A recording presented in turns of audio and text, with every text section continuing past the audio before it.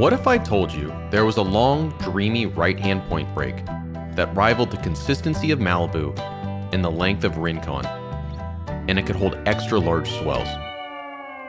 And what if I also told you that this spectacular break was located in the heart of Southern California? Well, this wave did exist, and it boasted an incredible surf community before its heartbreaking end. Now, I've heard of several notable surf breaks being destroyed. There's Stanley's in Ventura, Magic Island in Hawaii, Petacalco in Mexico. But none of these extinct breaks were as long, powerful, or had the significant cultural impact as the right-hand point break known famously as Killer Dana.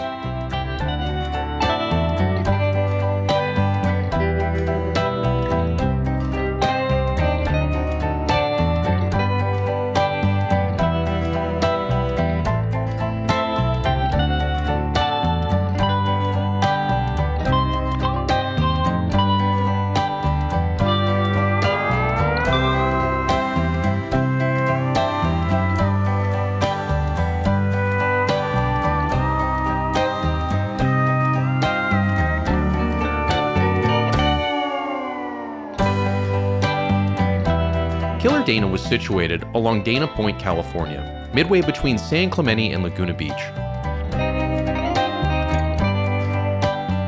Killer Dana was notorious for focusing deep water south swells on a long, rocky point break, creating one of the best big wave spots on the coast.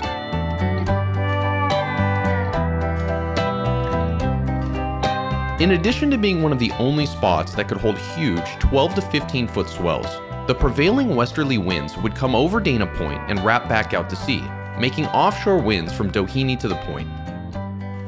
Along with Windansea, San Onofre, Palos Verdes Cove, and Malibu, Killer Dana cultivated one of California's most important surf communities from the 1930s through the 1960s, leaving Dana Point to claim itself as the birthplace of the surf industry. Legends like Lauren Whitney Harrison, Bruce Brown, Hobie Alter, Corky Carroll, and George Peanut Larson thrived on the punchy right, especially Peanut, who some say rode one of the largest waves ever attempted along the West Coast in 1939. But it's worth noting that the surf was only part of the Dana Point lifestyle. Many locals who surfed Killer Dana also made a living diving for abalone and fishing for lobster in the waters. It was a true community of watermen, spending all of their time in Dana Cove.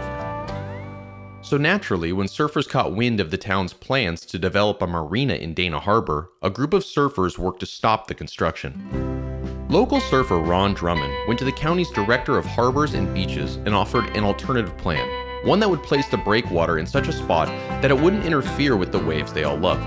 But in the 1960s, surfers weren't exactly thought of in the highest regards, and as they were told, "We don't want those surfer vandals in our harbor." The loss of the wave and any damage to the ocean was considered insignificant compared to the economic benefit of the new marina.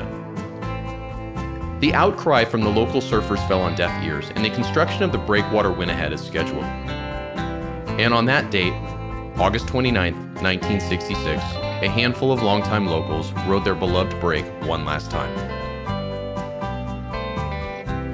The breakwall was constructed, cutting directly across Killer Dana's path, and the wave never broke again.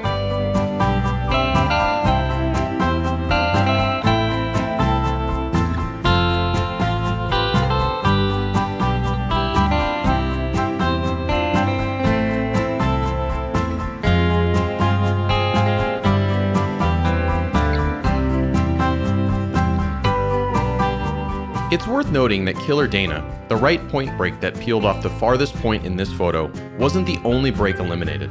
This entire surfing landscape would be completely destroyed. The second point here, Princess Point, was completely leveled for the new harbor.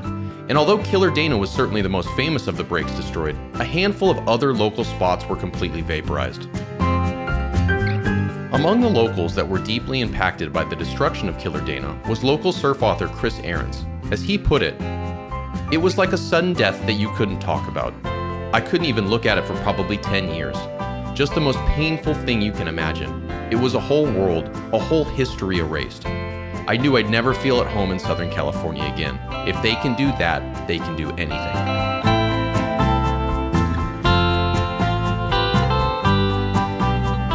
At the end of the day, it's a story as old as time. The answer to every question is money, and the officials who decided to destroy Killer Dana and the vibrant local surfing community chose a yacht-filled harbor surrounded by condos in the accompanying cash grab. It's hard not to imagine what it would have been like now if this significant cultural area had not been erased in the name of progress. Imagine what would have come from the next generations of Bruce Browns and Hobie Alters that would have called Killer Dana home.